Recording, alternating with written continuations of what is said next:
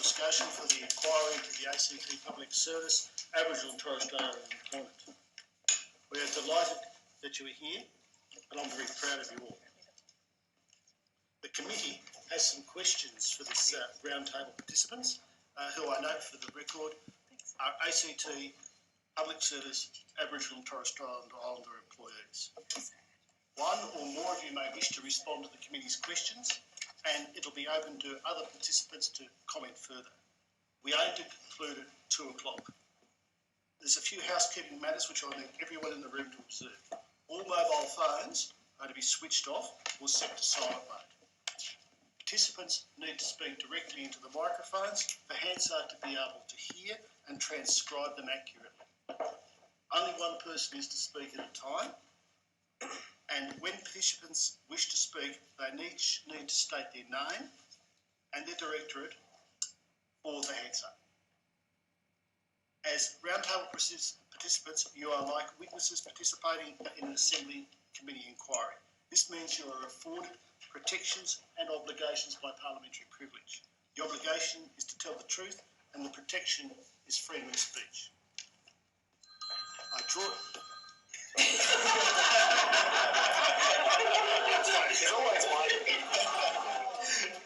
draw to your attention the printing statement on the pink cards on the front of you in the table.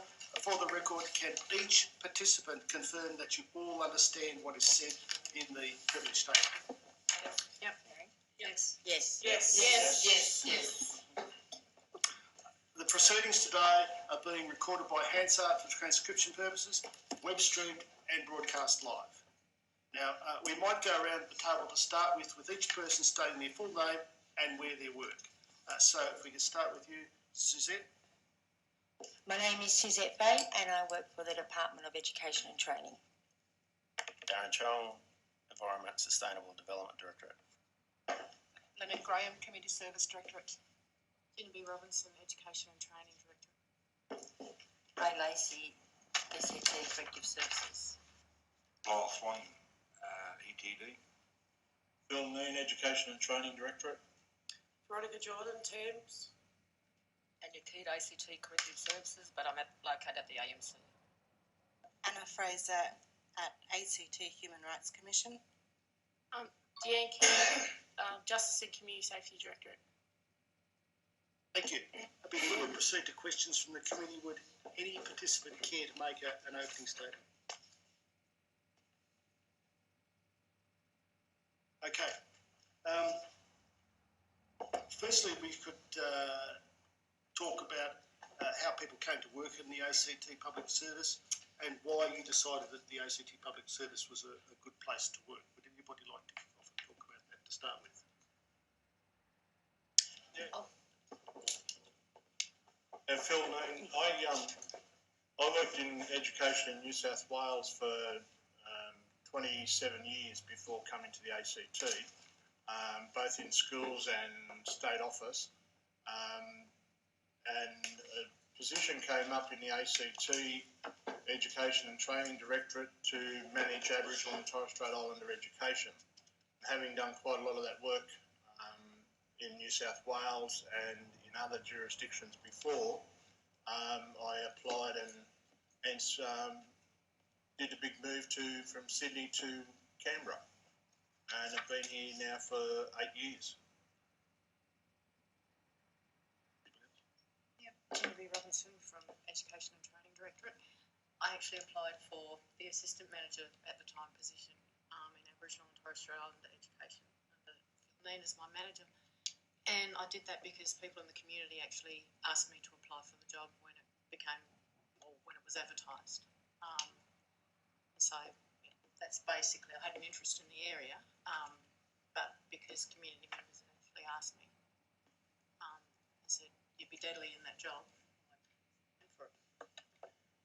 Leonard Graham, I was in the Commonwealth prior, and I was with New South Wales Education. I could not get into the ACT government at all until I applied for a position when I was in New South Wales Education.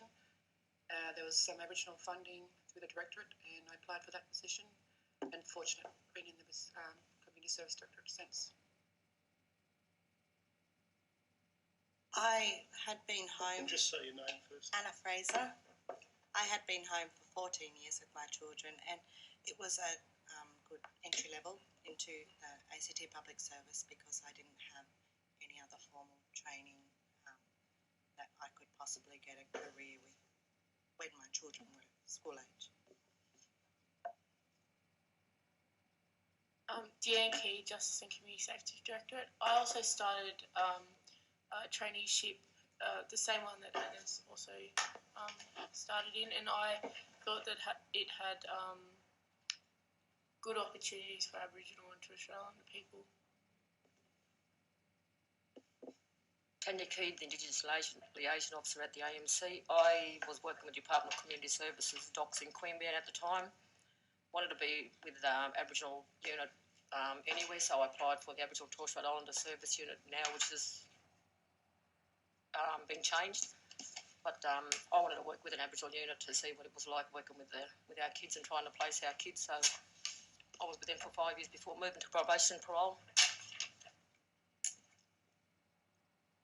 Veronica Jordan, for ACT Parks and Conservation. I came into a traineeship in July 2012 and completed that in July 2013. I thought it'd be a great way to get into the government and also working with Aboriginal people within the community.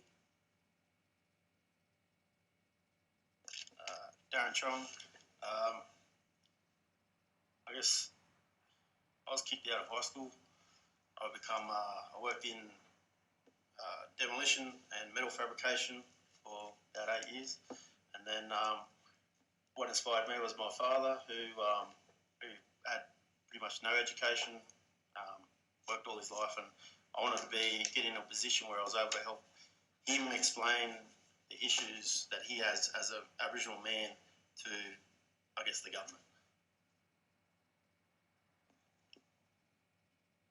Suzette Fay. I started working in ACT government. I sort of fell into an awesome job as the Aboriginal Liaison Officer in education about 7 years ago. And I've been doing shift work while I was having children and raising them. And once they settled at school, I was very pleased with the Aboriginal Liaison Officers that we had in the school system at the time who'd worked with my nephews and nieces and children. And I wanted job security as I'm not a younger person anymore, and I wanted to work in education because I had a great education, very supportive family, and I wanted to help our kids enjoy that same right that they have so they can grow to cool adults. Well, better not be like one else, but Lyle Swan. I've been employed in ETD now for going on 7 years. And the reason I became a part of the ACT public service was I was unemployed since 98 till 2006, so I took this job. And before that, employment was with community organisation, which the former Liberal coalition party soon get on, when they got into power in 96, cut all funding for them organisations, so we were all put on an unemployment line.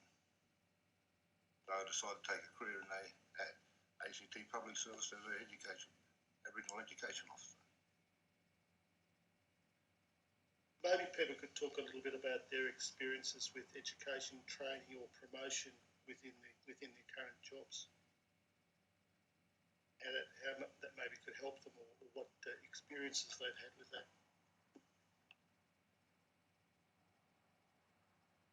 Suzette Fay.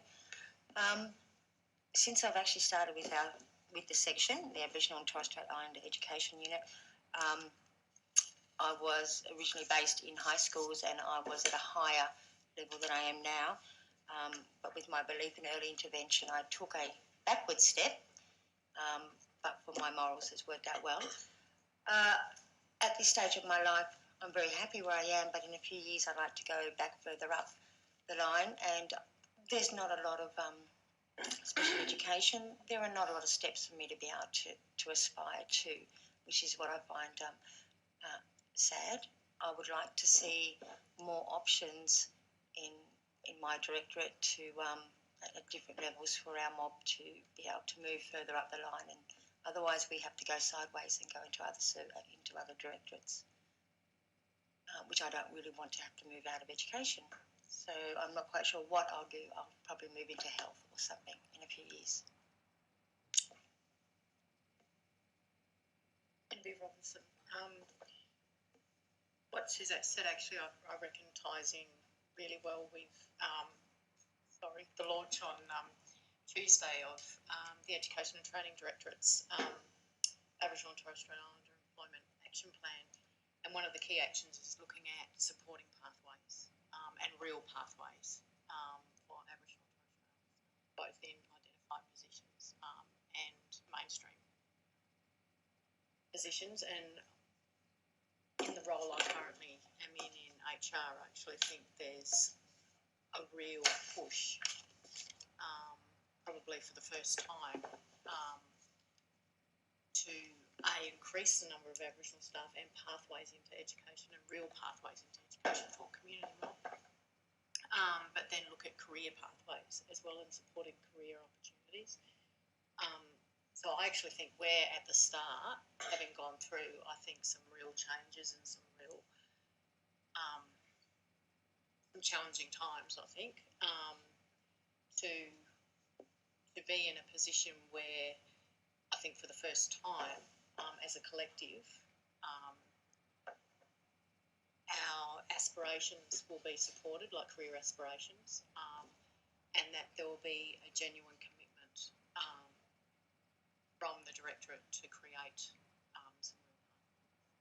And I think part of that is in the launch, it's not just a bureaucratic type of document, but it actually has the voices in it of Aboriginal and Torres Strait Islander staff and non-Aboriginal mob too, about what the Directorate would look like, if there were real career opportunities, if there were pathways into education, if there was appropriate cultural supervision, mentoring, induction, sort of the whole gamut. And so in that staff, Aboriginal and Torres Strait Islander staff, were actually also asked to share their stories and their journeys in education. So that's part of what was launched the other day. So we've got an email address as well, our mob, and that will be part of sort of a whole range of promotional materials that will support community members into pathways in education, current staff to look at career opportunities as well. So I think that's where we can actually start looking at yarning with every staff member from an HR perspective, and really asking the questions about where do you want to be, where do you want to go, what do you need to be supported to apply for a position that might be, at a higher level. What can we do to sort of support that as well? Suzette Fay, just in response to Genevieve,